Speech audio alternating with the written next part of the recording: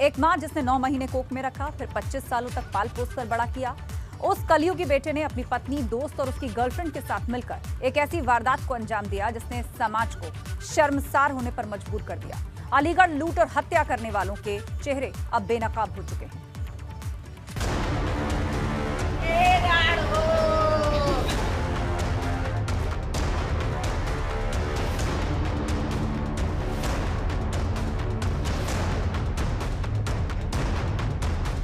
ये उस दिन की तस्वीरें हैं जब इस घर में बदमाशों का कहर टूटा था।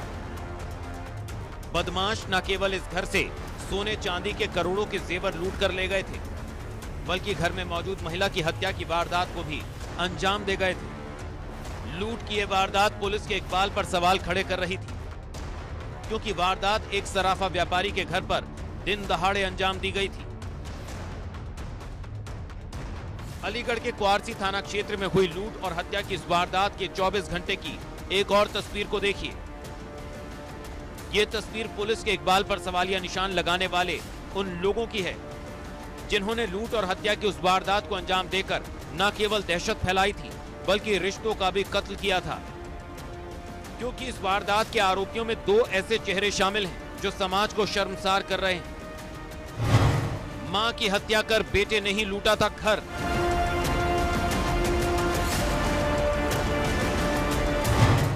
पति के साथ पत्नी भी थी बराबर की हिस्सेदार।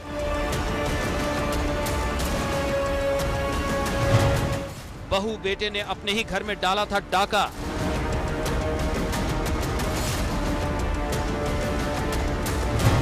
लूट का विरोध करने पर अपनी मां का किया था कत्ल। इस वक्त अपनी करतूतें बेनकाब होने पर चेहरा छिपाने की भरसक कोशिश में जुटे ये लड़के और लड़कियां उस शर्मनाक वारदात के आरोपी हैं जिन्हें रिश्तों का कत्ल करने में जरा भी शर्म नहीं आई। क्वारसी थाना क्षेत्र में रहने वाले सराफा कारोबारी कुलदीप वर्मा के इकलौते बेटे योगेश ने ही अपने घर में डकैती की पूरी योजना तैयार की थी। थाना क्वारसी अंतर्गत सरोजनगर मोहल्ला में 19 तारीख में शाम आफ्टरनून में घटना हुआ है। एक महिला का हत्या के साथ लूटपाट हुआ है एक सोनार का मकान में। पुलिस ने उस घटना का अनावरण किया। 24 घंटे के अंतर्गत हमारा एसपी क्राइम और एसपी सिटी के नेतृत्व में है ये घटना अनावरण हुआ है। घटना में पता चला है जो मृतक का बेटा ने अपना मां का हत्या किया है लूटपाट करने के लिए है। ये घटना हुआ है। उस पर बेटे के साथ उनका दोस्त तनु और उनका तनु का गर्लफ्रेंड और बेटा का पत्नी, ये सभी 4 लोग शामिल था। उनका चारों को पुलिस ने गिरफ्तार किया है। घर में अकूत दौलत और इकलौते बेटे की मनमर्जी इस कत्ल की असल वजह बनी।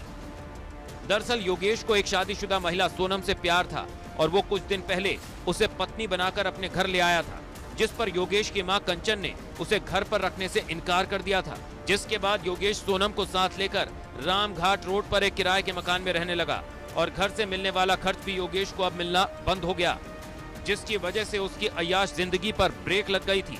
इसी बात से परेशान योगेश ने अपनी पत्नी सोनम, अपने दोस्त तनुज चौधरी और उसकी प्रेमिका रिनी और शैलजा को शामिल कर एक प्लान बनाया और फिर 19 फरवरी को दोपहर के वक्त जब मां कंचन घर पर अकेली होती थी, कई महीने बाद बेटे को घर के दरवाजे पर देख मां कंचन ने दरवाजा खोल दिया।